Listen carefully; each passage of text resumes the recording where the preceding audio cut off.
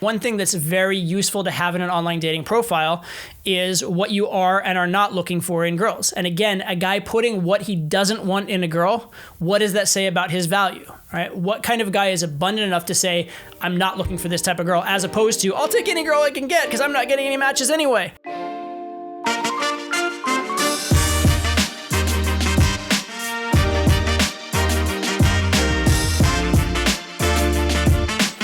First question, which I absolutely love from Jack, is can you convey high status in your bio while being goofy, or does goofy equal low status? All right, thank you, Jack. That is an excellent question.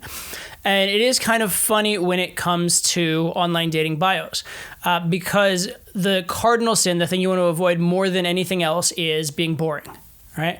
And so if you do go the route of being goofy, you have at least achieved not being boring, or at least you've achieved being unique and not just fitting in with every other guy. So to an extent, being goofy actually could, it makes sense, could help you stand out and could actually be a decent strategy in online dating. However, you make a good point, which is that being goofy does have a tendency to oftentimes be low value. So how do you reconcile these factors? What can you do in an online dating bio? And I want to make a couple distinctions here. The first distinction I want to make is between being goofy and being funny, right? And the second one I want to make is between being intentionally goofy and unintentionally goofy. But let's talk about goofy versus funny first off. So what is goofy? To me, goofy is a couple of different things. Either when you're being goofy for attention, like you're trying to be funny because you feel or you're conveying that without doing that thing, you wouldn't be getting attention, i.e. you're not used to getting attention.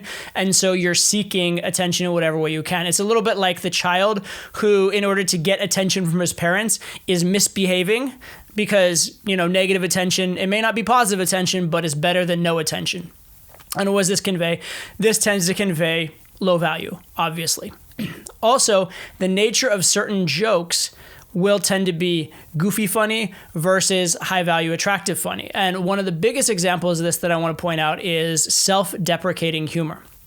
There are a lot of people that are very funny. In fact, many stand-up comedians who it's actually quite comical, it's a funny word to use, but it's quite comical how little success they have with women, even as they become relatively well-known, even marginally famous.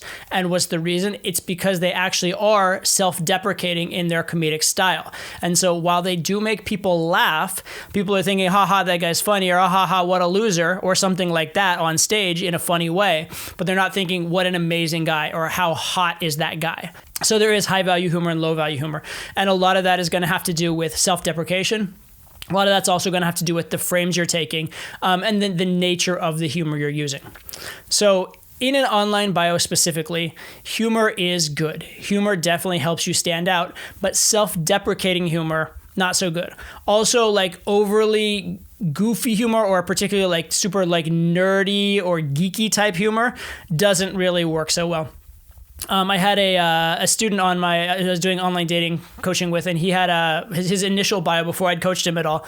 He had a thing where he's a computer science guy, and the joke was something like, why do engineers confuse Halloween with Christmas?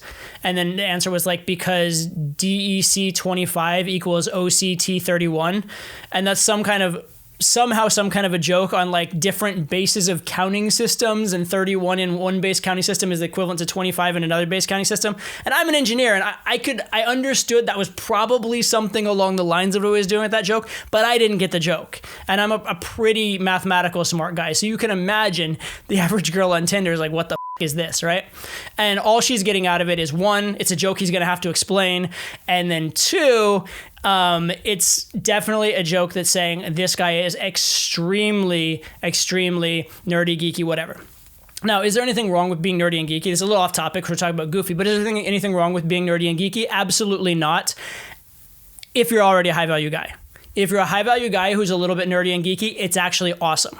So if you're high value and unattainable and the girl's already attracted, and then she finds out that you're a captain of your chess team, Cool, so much better. It rounds out your personality. It makes you even cooler. However, if the first thing you lead with was I was captain of my chess team and she doesn't know anything else about you, she's automatically stereotyping you in a way that's going to associate you with a lot of guys who didn't have success with women, and you're going to have a little bit of a hole to dig yourself out of.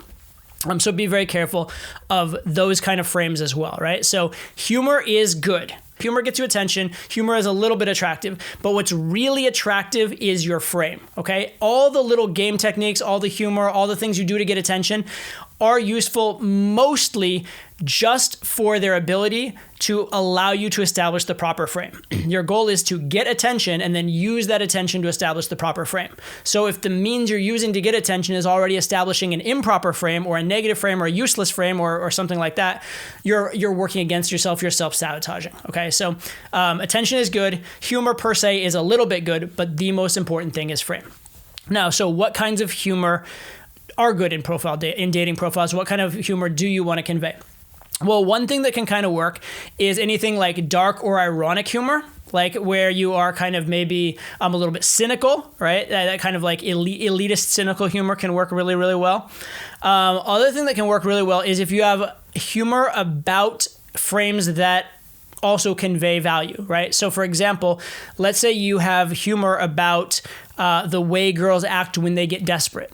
Now, who would, one, be brazen enough to mention that in an online dating profile? And two, what kind of guy would have an intimate knowledge of the types of silly or funny or stupid things girls do when they are acting desperate towards them? Would be a guy that has social proof, who's had success with girls before. So that kind of stuff works really, really well. Or let's say you're being ironic and dismissive about the typical very like, like the THOT, not a word or phrase I use a lot, but it gets the message across, right? About the very typical, stereotypical, ditzy, lame, whatever, the every girl, so to speak. If you make a joke about that, again, what does it convey? It conveys, one, you have a good sense of humor. Two, it conveys you're willing to be polarizing. And three, it conveys that you know some of those typical girl traits. So there's an assumption that maybe you have some experience with girls, maybe you have enough experience with girls that very, boring every girl kind of trait is, it's become annoying to you, right? You've gotten past just wanting any and every. Another way that humor can be really, really good is if humor is used as a disqualifier. So one thing that's very useful to have in an online dating profile is what you are and are not looking for in girls. And again, a guy putting what he doesn't want in a girl, what does that say about his value, right? What kind of guy is abundant enough to say, I'm not looking for this type of girl, as opposed to, I'll take any girl I can get because I'm not getting any matches anyway, right? You want to be the guy that's conveying that you are already getting some kind of matches and some kind of hits. But if you just say like, I'm not looking for girls who are stupid, that's one, very mean, right? It's very actually negative and mean. And two, it's not funny or interesting or whatever. It just seems bitter, right? On the other hand, if you get a little more specific and humorous, this isn't going to be the funniest thing in the world.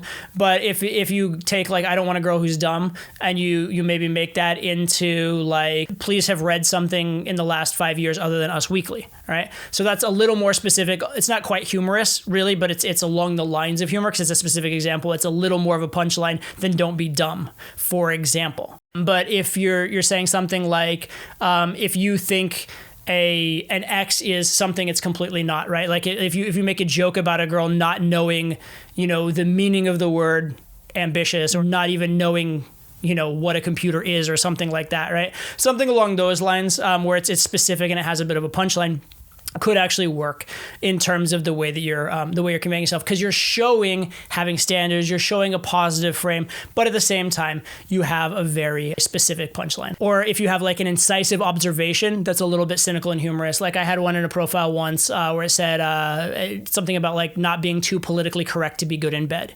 Right? So it's a little bit edgy, a little bit controversial, but it conjures this image of someone like trying to be all like prissy and proper in bed, which is, it's, comedic and silly in a way as well, right? So it's laugh out loud funny? Absolutely not. Am I a professional trained comedian? No. But is it more interesting and comedic than other ways I could have phrased that? Yes. And that type of like just subtle like nod to having a punchline, nod to specificity, in your profile can be very, very useful as well. And in fact, with your profile, unless you are a professional stand-up comedian, you should not try to be laugh out loud funny anyway. You want to be more the sort of like high value, edgy, bordering on funny rather than I'm trying to get a laugh, right? And that's one of the things that fundamentally looking at maybe stand-up comedians and where they are attractive or where they're not attractive is that say you're on stage and you're a stand-up comedian, you are trying to get a laugh every 30 seconds. You're automatically pandering a little bit to the audience. You're automatically bending over backwards to get the laughs and trying to have extra punchlines.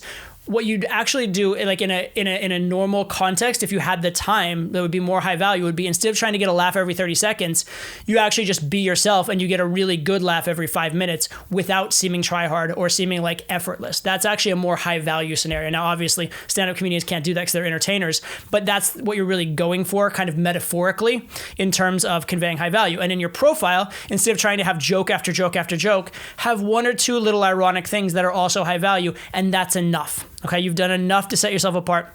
You've done enough to get attention. And remember, attention and setting yourself apart is only good to the extent that it's going to help you convey a good positive frame and convey yourself in the best light. If it's doing the opposite, it's going to be a net negative rather than a net positive. So we've talked a little bit about the frame around your humor. And so I want to talk about one concept that I think is a very good but often misapplied or overused concept, which is the concept of cocky funny. Cocky funny is a term, an idea near and dear to my heart, because around, I think, 2002, I first encountered this concept from a man named David D'Angelo and his materials, and it was a game changer for me in terms of game.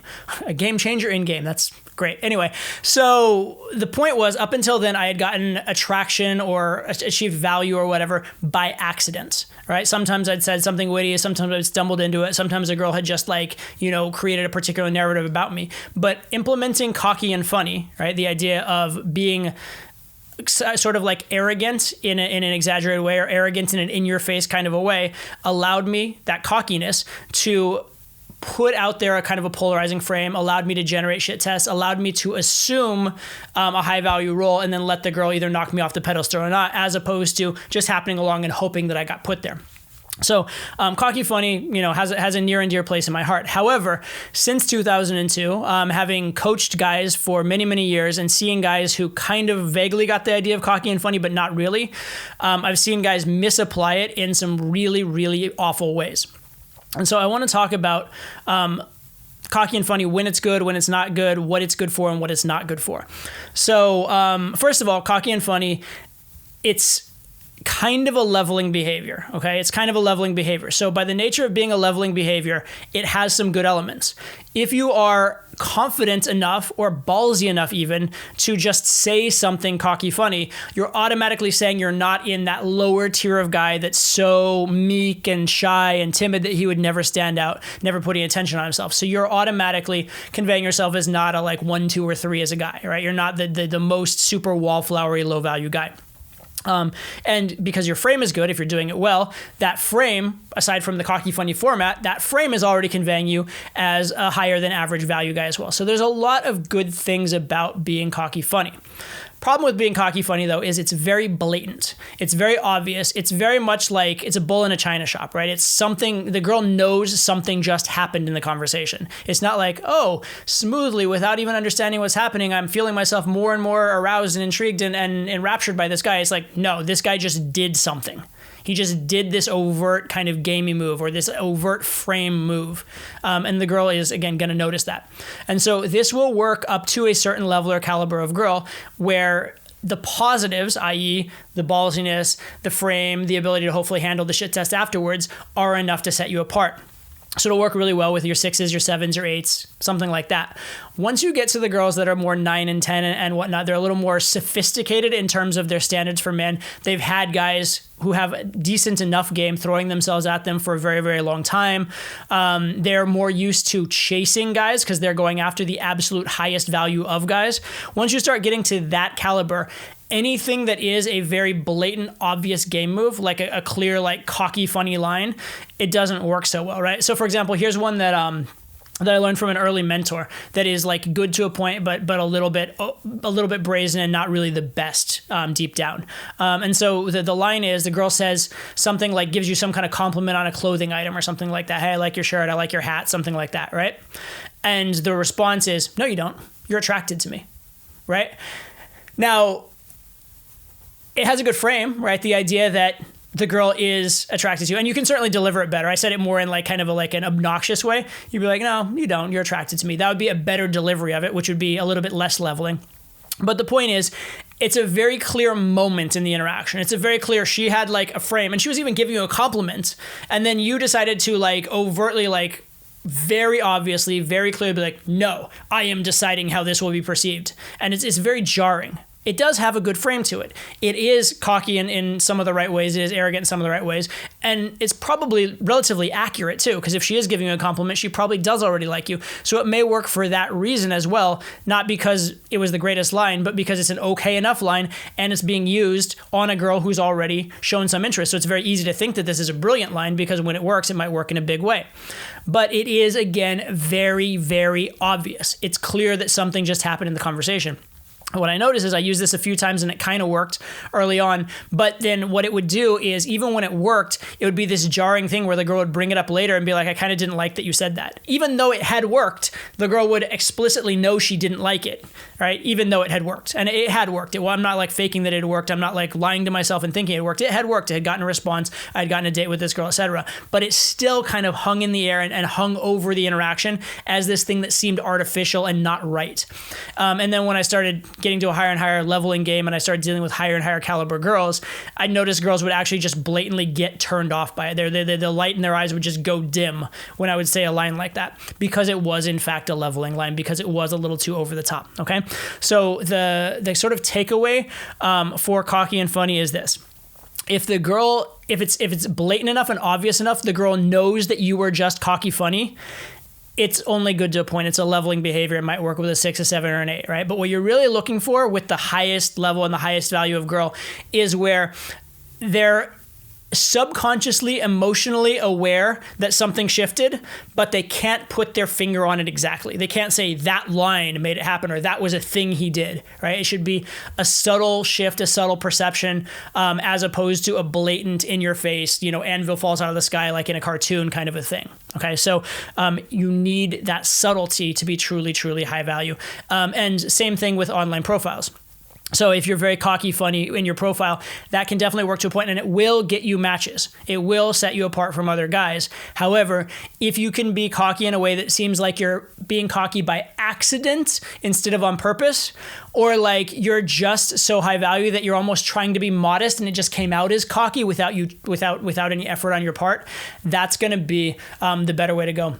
And I'll give you an example. This is a live game example. I may have used this somewhere before. If you've heard it before, excuse me for it, but I think it is an example that just opened my eyes in a way. And I was like, wow, that was like deliciously good.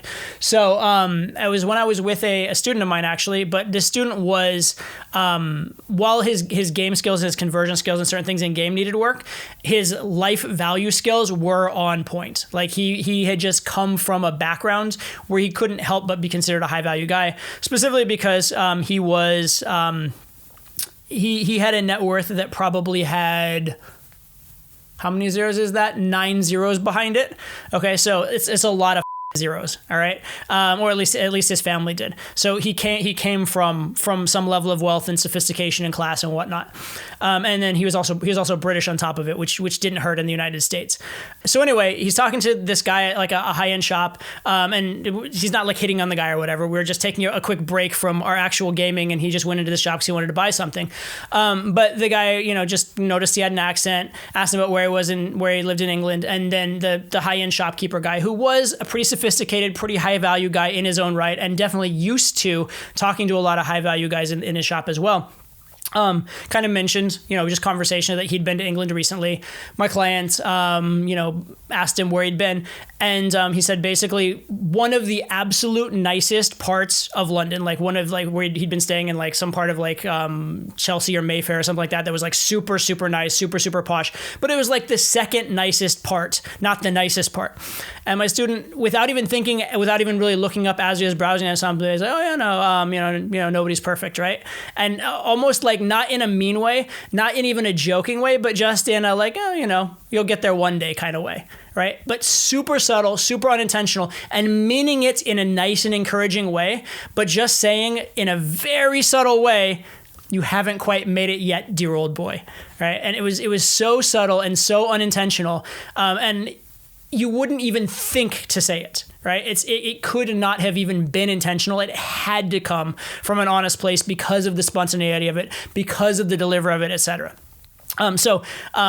While you may consider that elitist, you may consider that dickish, whatever, the point is his delivery on it and the thought of saying something like that in that context could only come from someone who had years and years and years of high value and their status and position in life being pounded into them to the point that it was no longer a question on any level. That's what you'd ideally like to be conveying, but in the man to woman sense. You'd like to be conveying that you are the guy who's had so much good feedback from women, so many girls chasing him, that it's just kind of old to him, not in a bitter way, not in a negative way, but in a way that it's just kind of amusing and boring, and that when you mention it, you're not trying to be noticed for it because it's so obvious you wouldn't even try to be noticed. It's just a fact. Okay, that's what you're really going for. And that's in stark contrast to this very like, that's because you think I'm attractive type of cocky funny. So I do want to point that out, that cocky funny is the right idea, but it really does need to be subtle at a high level to be really optimal. Oh yeah, final thing. Intentional versus unintentional goofiness. So unintentional goofiness is when you come off like a goofy person. Intentional goofiness is if you are so clearly high value that you're doing something goofy just to purely clown around. It's sort of the moral equivalent to what I said before. If you're already a high value guy and then you say, oh, and I was captain of my chess team, as opposed to leading with being captain of your chess team. So that's the difference as well. And so if you are so clearly high value, you're getting such clear reactions and such clear positives, and then you throw in a goofy thing just to like amuse yourself, or even to like throw her off and even joke around with her because she knows you're not goofy and it's almost going to toy with her, that could potentially work. But there's a big difference between being perceived as goofy as a person versus being perceived as someone who just did something goofy to amuse himself, when they absolutely... Goofy's not a coping strategy for you. Goofy's not the only way you to live in life. You know how to live in life. You've shown that you're capable of crushing life without being goofy, and it's just something you clearly, overtly chose to do. That is also an important distinction as well. So hopefully that rounds out the answer of what humor is good, to what extent is humor good, what is high value and low value humor, and what are the pros and cons of being goofy. So it's a lot on one topic, but hopefully you like it. So thanks again for tuning in. Quick reminder, if you want to see the full podcast, you can check it out on toddvdating.com, also on the major podcast hosts, i.e. Spotify, Apple Podcasts, Google Podcasts, Stitcher, etc. And then also, if you want your questions answered, we love good questions. This is where we get the content for this, so put them in the chat below, or send them to questions@toddvdating.com. If you send them to the questions at Todd V Dating, send them via audio or written is fine, but we prefer audio because it's just a little more lively. But we do look forward to your questions. We look forward to seeing what's on your mind, getting back to you, etc. And then final reminder is the text guide. It is brand new. It is brand awesome. It's a weird phrase, but yeah, it is awesome. Check it out at toddvdating.com/text guide. It's completely free and you're going to love it. So see you there. See you on the next one, and I look forward to your questions. Take care. Talk soon.